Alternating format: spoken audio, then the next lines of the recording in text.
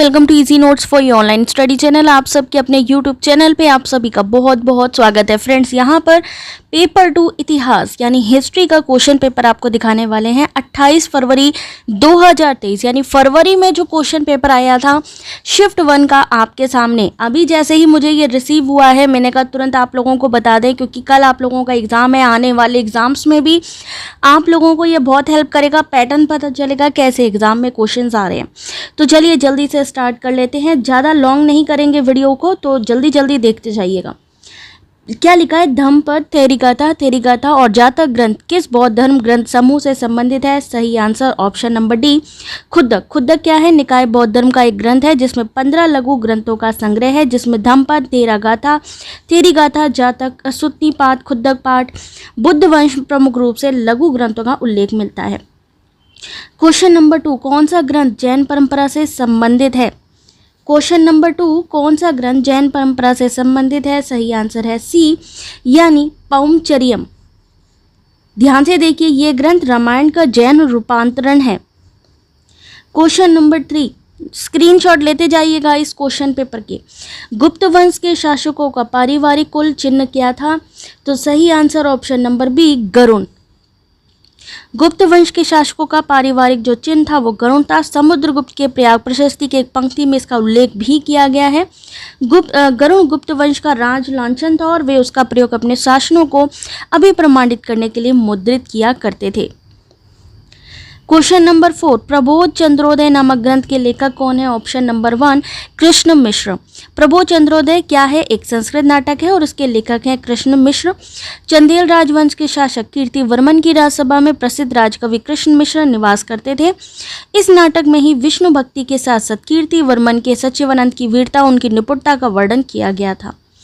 Question number 5, Aitareya Shatapatha Brahmana किस राजा के नाम का उल्लेख मिलता है जिन्होंने इंद्र महाभिषेक के साथ साथ अश्वमेध यज्ञ कराया था? तो सही आंसर है पर। ऐत्रेय शतपथ ब्राह्मण में पर राजा के नाम का उल्लेख मिलता है जिन्होंने इंद्र महाभिषेक के साथ साथ अश्वमेध का यज्ञ भी कराया था। राजपुरा द्वारका नगर निम्नलिखित में से किस क्षेत्र में स्थित है? तो सही आंसर क्या होगा? इसके लिए आप यूथ कंपटीशन की बुक ये परचेस कर सकते हैं। अगर आपको ये पीडीएफ चाहिए तो आप हमें टेलीग्राम पे कांटेक्ट कर सकते हैं। राजपुरा और द्वारका नगर किस क्षेत्र से संबंधित थे, कहाँ पे स्थित थे? तो सही आंसर ऑप्शन नंबर 1, राजपुर और द्वारका नगर कंबोज महाजनपद के महत्वपूर्ण नगर थे जिनकी जानकारी बौद्ध ग्रंथ से मिलती है।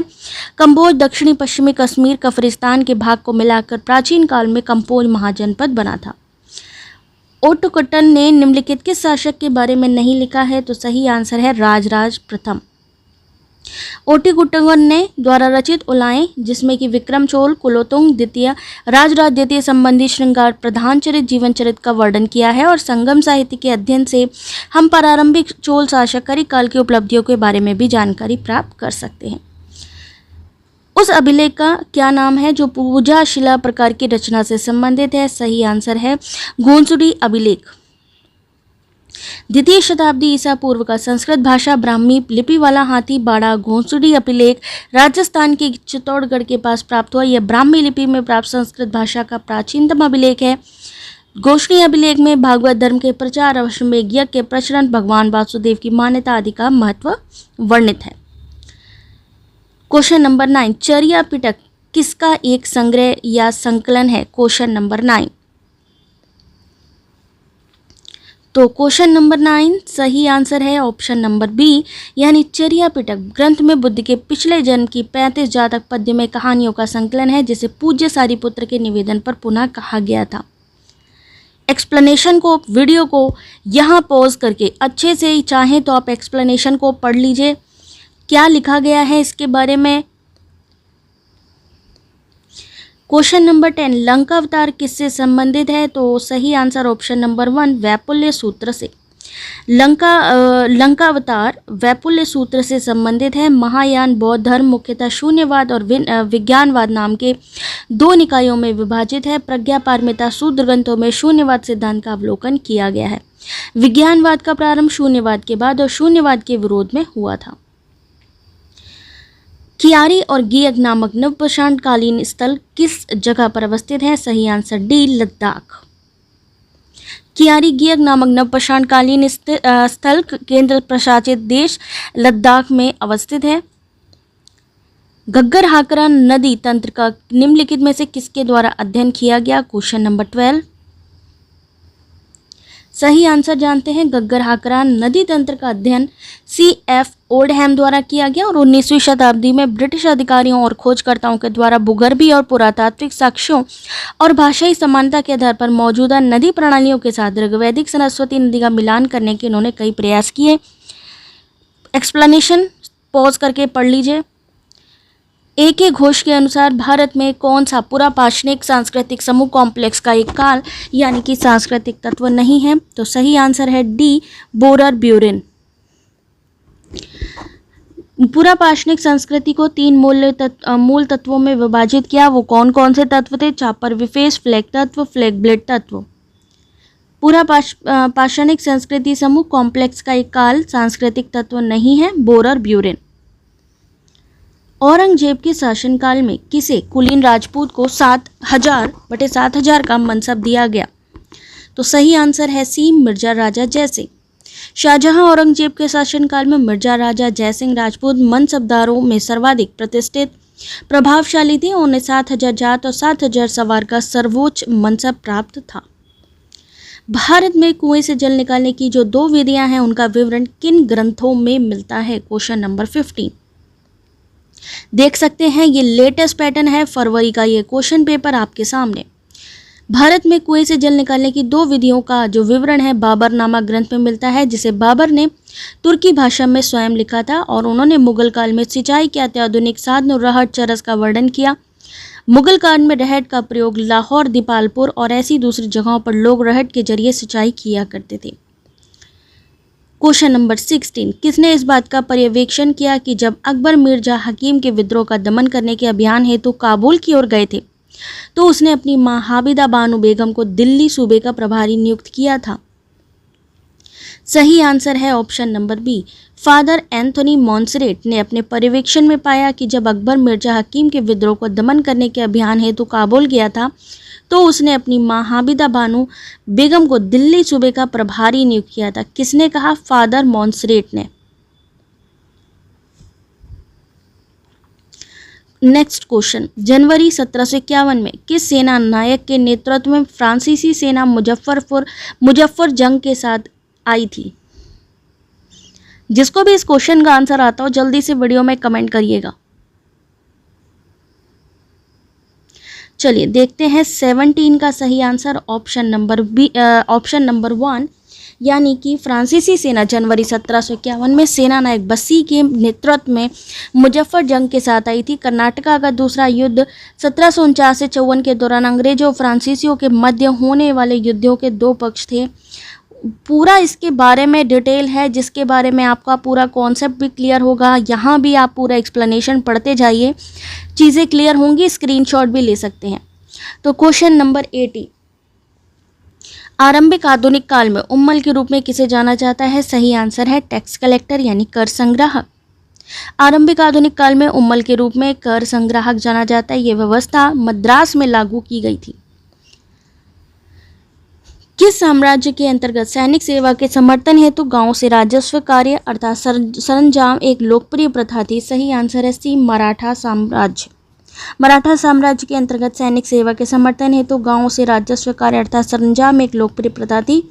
मोकासा जागीर सरंजाम प्रथा उन भू अभिहस्तांकनों के लिए प्रयुक्त होती है जो मराठों के अंतर्गत सैनिक सेवाओं के एवज में प्रदान किए जाते थे।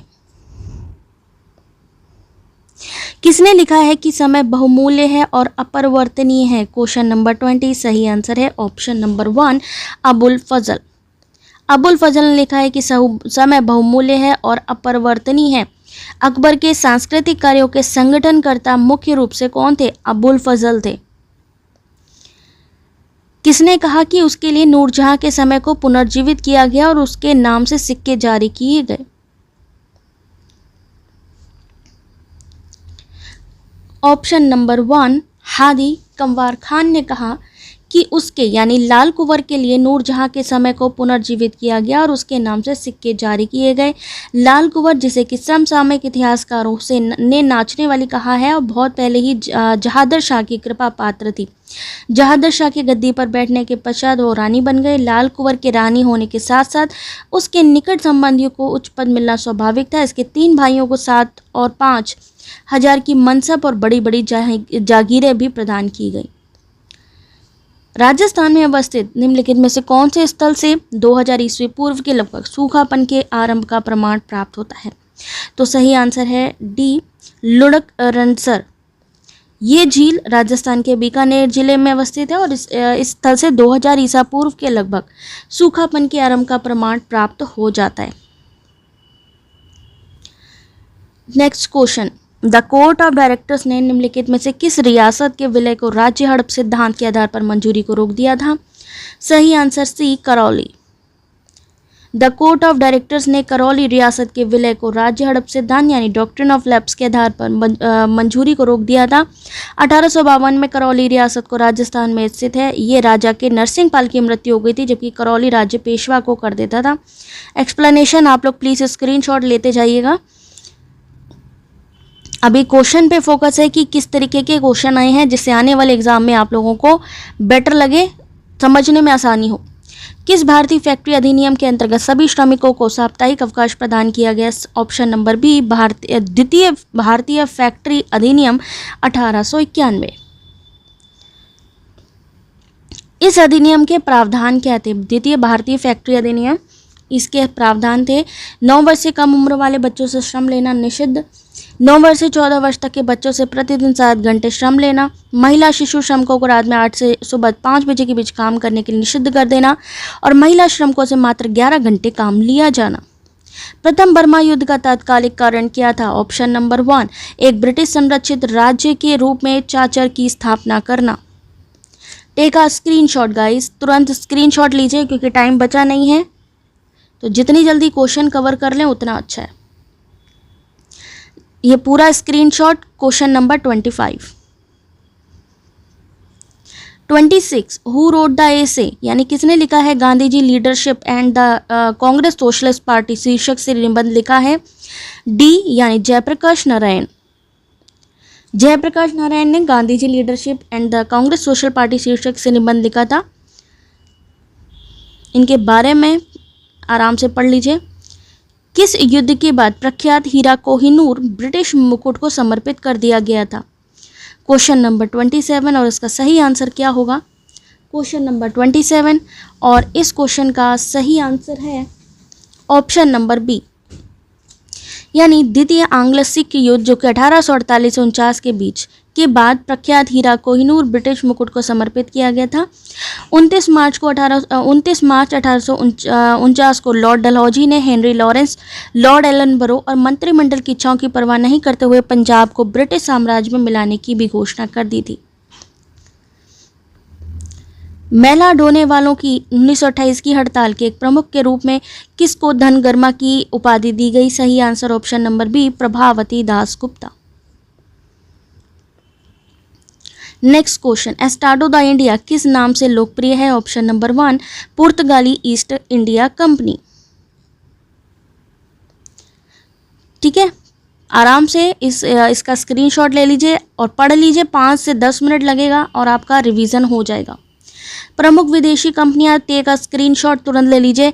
एस्टाडो द इंडिया पुर्तगाली कंपनी 1498, अंग्रेजी East India Company 1599, Dutch East India Company 1602, Danish East India Company 1616, फ्रांसीसी East India Company 1664, Swedish East India Company 1731। कहाँ से आई थी? पुर्तगाल, इंग्लैंड, नीदरलैंड, डेनिश, डेनमार्क, फ्रांस, स्वीडन।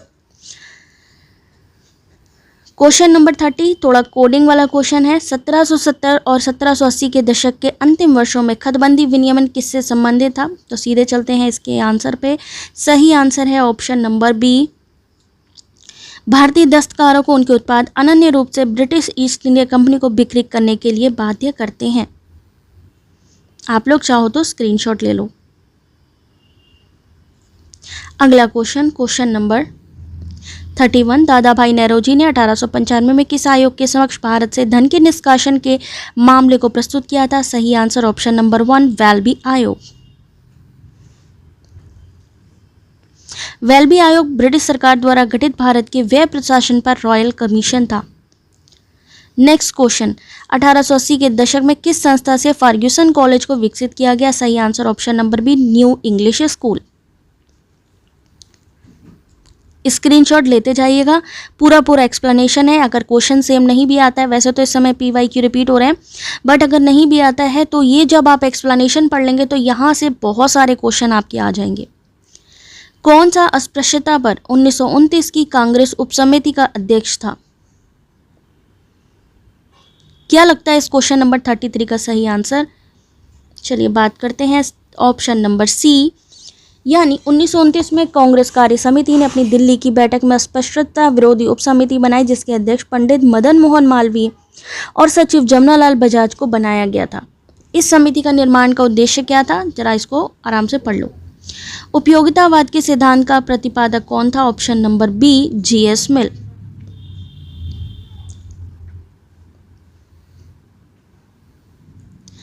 जो इनकी पुस्तकें थी उसको भी आप लोग देख लेना, यहाँ पर पूरी पुस्तकों का नाम भी लिखा हुआ है। हेरोडोट्स का जन्म कहाँ हुआ था? Option number 1 हेलिकार्नासस। हेरोडोट्स का जन्म 450 ईस्वी पूर्व में ग्रीक शहर हेलिकार्नासस में हुआ था, जो कि एशिया माइनर के दक्षिण पश्चिमी तट पर एक जीवंत वाणिज्यिक केंद्र था। हेरोडोट्स एक ग्रीक लेखक और भूगोलवेत्ता थे, जिन्हें पहले ही इतिहासकार होने का श्रेय भी दिया जाता है। उसके बाद नेक्स्ट क्वेश्चन, लेनी रिफेनस्टॉल की film triumph of the will किससे संबंधित है? सी ऑप्शन नाजी प्रचार।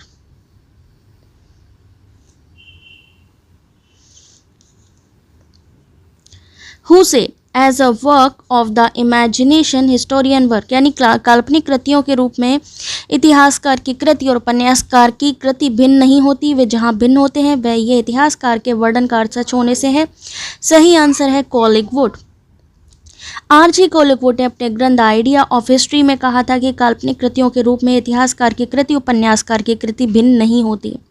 उनके दार्शनिक कार्यों के लिए जाना जाता है। प्रिंसिपल ऑफ आर्ट और मरणोपरांत प्रकाशित द इंडिया ऑफ हिस्ट्री उनकी कृतियां थीं। किसने कहा था इतिहास का पुनर्लेखन किया जाना चाहिए, क्योंकि इतिहासकारों पूर्ववर्तियों के वे धागे जिनमें हमारी रुचि होती है? सही answer C Oliver Wendell Holmes Junior. Screenshot लेते जाइएगा, पूरा एक्सप्लेनेशन है, पढ़ लीजिएगा, बहुत इंपॉर्टेंट है ये। किसने 1831 के रामोशी विद्रोह का नेतृत्व किया? सही आंसर डी उमाजी राजे। नेक्स्ट क्वेश्चन, राजा राममोहन द्वारा स्थापित ब्रह्मो समाज किसका उत्तरवर्ती था? सही आंसर ऑप्शन नंबर बी, यानी आत्मीय सभा। किसका उत्तरवर्ती था? आत्मीय सभा का उत्तरवर्ती था। पूरा एक्सप्लेनेशन आराम से देखिए, इसको स्क्रीनशॉट ले लीजिए। ब्रह्म सभा को ही आगे चलकर ब्रह्म समाज का ही नाम दिया गया। मध्यकाल के दौरान तारीख तवारीख के संदर्भ में निम्नलिखित कथनों में कौन सा सही है? तो सही आंसर यहाँ देख सकते हैं, कोडिंग वाले क्वेश्चन आ गए हैं कि ई तक ऑप्शन दिए गए हैं 5, उसके बाद 4 ऑप्शन यहाँ दिए गए, तो सही आंसर A, D और E होगा। ये दरबारी इत्रिव्रत थे। ऑप्शन नंबर D, वे स्मारक उपक्रम थे जिसने पुस्तक लेखन के लिए इतिहास लेखन को केंद्रीय विषय बनाया। यह पैटर्न सल्जुक साम्राज्य के इतिहास द्वारा प्रभावित था।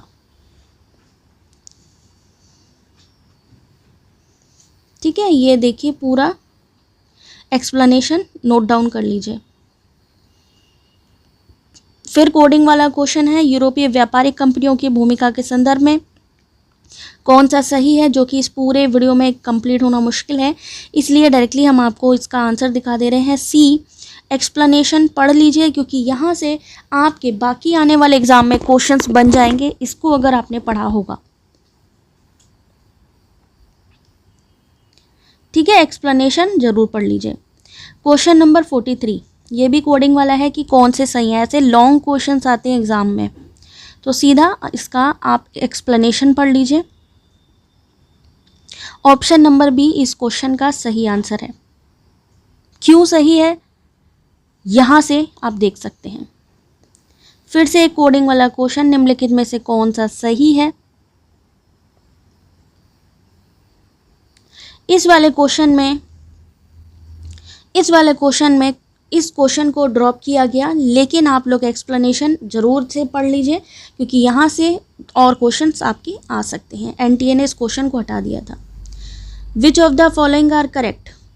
इस समय मेरे को कंटिन्यू जो एनालिसिस हैं बच्चे कंटिन्यू भेज रहे हैं, वो भी मुझे देखना है अभी, तो जल्दी जल्दी आप लोग फटाफट से इसको कंप्लीट कर लो। एक्सप्लेनेशन को स्क्रीनशॉट ले लो, मैं तुरंत रोक देती हूँ जहाँ से आप स्क्रीनशॉट ले सकते हो। नौकरों दासों की स्थिति के संदर्भ में कौन सा कथन सही है।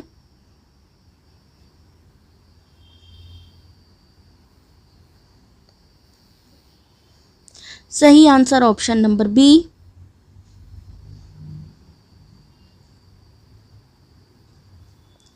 फिर से एक क्वेश्चन है, वो भी लॉन्ग, यानी पहले तो मल्टीपल चॉइस समझ में आता है, 4 ऑप्शन वाले आ गए थे, बट अभी कंटिन्यू यहाँ पे 9 ऑप्शन वाले क्वेश्चंस हैं। 4-5 तो ऑप्शन यहाँ हैं और बाकी यहाँ ऑप्शन है, तो सही आंसर इसका CABD। स्क्रीनशॉट ले लीजिए इस क्वेश्चन के एक्सप्लेनेशन का। फिर से एक आपके सामने कोडिंग वाला क्वेश्चन, और इसके बारे में ये कोडिंग वाले क्वेश्चन की सबसे क्या बात बताएं कि आपको कि ये क्वेश्चन तभी आप सॉल्व कर पाते हैं जब आपको कॉन्सेप्ट क्लियर होता है। ये देखिए क्वेश्चन नंबर 49, कौन सा कथन सही है इसमें।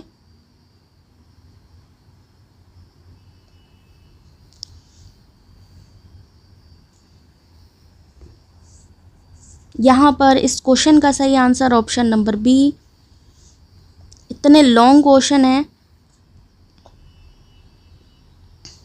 क्वेश्चन नंबर 50, चलिए कोई बात नहीं, अभी आप लोग जितने क्वेश्चंस अभी देख सकते हो देख लीजिए, आपको खुद पता लगेगा कि जो लेंथ है क्या है आपके क्वेश्चन पेपर की। साथ ही आपके पेपर 1 पेपर 2 दोनों आते हैं, दोनों को ही 3 घंटे में सॉल्व करना होता है। तो काफ़ी हद तक यहाँ पर 50 क्वेश्चन देखने के बाद आपको समझ में आ रही होगी कि हाँ भाई मेरे को कॉन्सेप्ट क्लियर होना बहुत ज़रूरी है, एक्सप्लेनेशन पता होने ज़रूरी हैं। बाकी के क्वेश्चन मैं बाद में कराऊंगी, बट अभी जितने क्वेश्चंस कराए हैं आई होप ये आप लोगों के काम आएंगे।